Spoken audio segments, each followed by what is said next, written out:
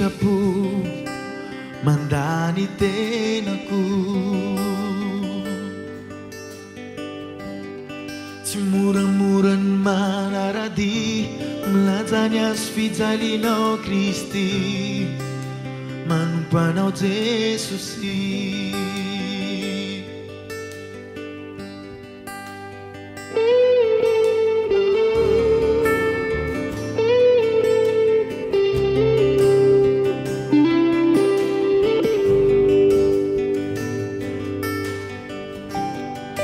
Tsy voatery ampifaly ahy, nofoko mangay ahy, fa mazovana ny fanahy. Ny fanamasina tena amiko ny tena rena, dia ny miaina amin'ny fanitretena. Fa raha lalanao no lalako, sitraka no sitrako, ny herinao no heriko.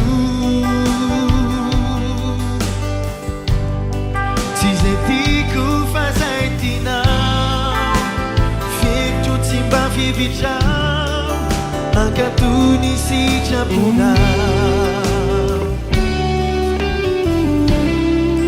Tao aniny sitraponao.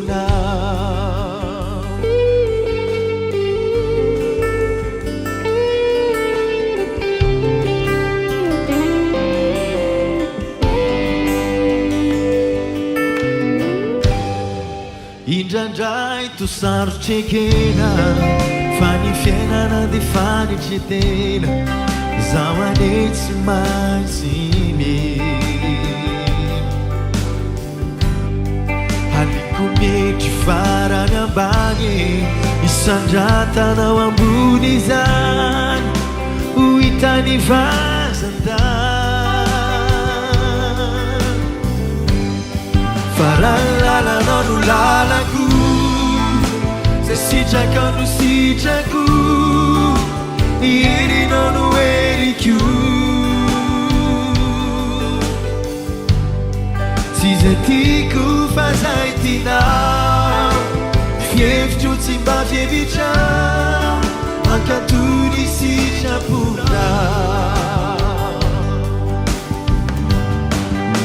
Koinona no atahorako, raha ianao no ato anatiko.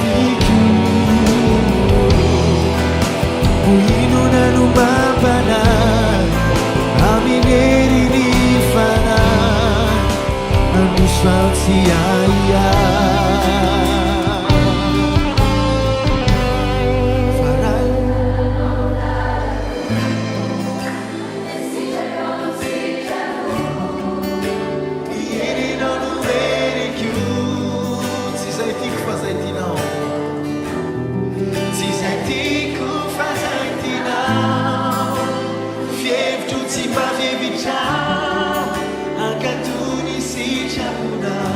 Farany lalanao no lalako, sitraka no sitrako, irentsika farany elo. Farany sitraka no sitrako, ny herinao no heriko. Tsy izay tiako fa izay tianao, fievitro tsy mba fievitrao, anareny sitraponao.